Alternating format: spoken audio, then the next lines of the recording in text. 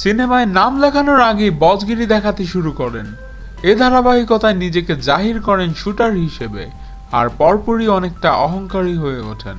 আর এখন করছেন রংবাজি। বলছি হালের আলোচিত নায়িকা বুবলির কথা। বসগিরি ও শুটার গত ঈদুল আজহায় মুক্তি পায়। সম্প্রতি সেন্সর বোর্ডে পাড়ি দিয়েছে অহংকার, আর এখন শুটিং চলছে রংবাজ ছবির। মুক্তির আগেই বেশ কিছু ঘটনাকে কেন্দ্র করে আলোচনায় চলে এসেছে এ ছবি। সবকিছু ঠিক থাকলে এবার ঈদেই বড় পর্দায় উঠতে পারে শাকিব বুবলি জুটির আলোচিত এ ছবি।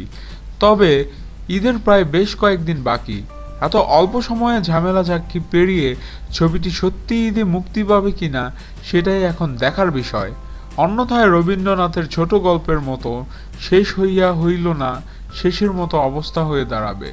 কিন্তু ঈদে রংবাজের মুক্তি পাওয়া নিয়ে দর্শকরা যতটা না শঙ্কিত, তার চেয়ে দ্বিগুণ উৎসাহে মুক্তির কথা বলছেন অভিনেত্রী বুবলি।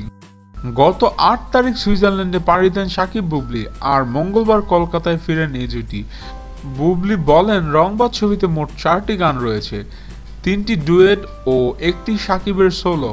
3টি ডুয়েট গান হচ্ছে 3 দেশে। সুইজারল্যান্ডে একটি গানের শুটিংয়ের পর যাই ইতালির মিলানে, সেখানে হয়েছে দ্বিতীয় গানের শুটিং। আর এখন করছি কলকাতায় তৃতীয় ডুয়েটের শুটিং। 2-1 দিনের মধ্যেই ঢাকা ফিরব। সুইজারল্যান্ডের অভিনয়ের অভিজ্ঞতা শেয়ার করতে গিয়ে উচ্ছ্বসিত বুবলি বলেন, সে এক দারুণ অভিজ্ঞতা, কষ্ট হলেও অনেক এনজয় করেছি। -4 ডিগ্রিতে শুটিং হয়েছে। ভোরবেলা গাড়ি করে প্রায় 20,000 ফুট উপরে যেতে হয়েছে আমাদের।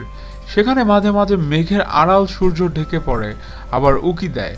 বরফের মাঝে সূর্যের আলোকছটা পড়লে দৃশ্যগুলো ক্যামেরাবন্দি হয় চমৎকারভাবে, আবার ছায়া পড়া মাত্রই ক্যামেরা অফ হয়ে যায়। এরই মধ্যে স্লিভলেস ড্রেস পরে শট দিতে হয়েছে। কিছুক্ষণ মোটা কাপড় দিয়ে জড়িয়ে রাখতাম নিজেকে, আবার শটের সময় সেই ঠান্ডার দাপট। সবচেয়ে মজার কথা হচ্ছে, শুটিংয়ের সময় ইতালির মিলানে স্থানীয়রা দারুণ উপভোগ করেছেন আমাদের। মূলত পোশাক ও গেটআপে প্রাচ্যর ছায়া ছিল বলে তাদের আগ্রহ বেশি পরিলক্ষিত হয়েছে।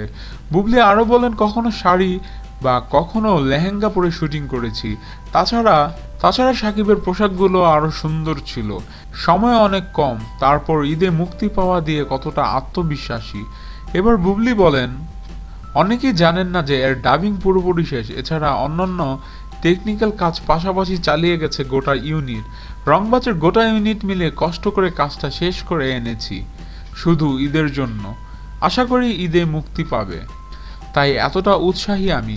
মাঝে বিভিন্ন কারণে রংবাজের শুটিংয়ে বাধাগ্রস্ত হয়েছে, তা না হলে মুক্তির তারিখ নিয়ে আজ এতটা উৎকণ্ঠা পোহাতে হতো না দর্শকদের। আপনাদের মতামত কি এই সিনেমা নিয়ে এখনই কমেন্ট বক্সে কমেন্টস করে জানান, এবং আমাদের ভিডিও ভালো লেগে থাকলে অবশ্যই চ্যানেল সাবস্ক্রাইব করুন এবং লাইক দিন। ধন্যবাদ।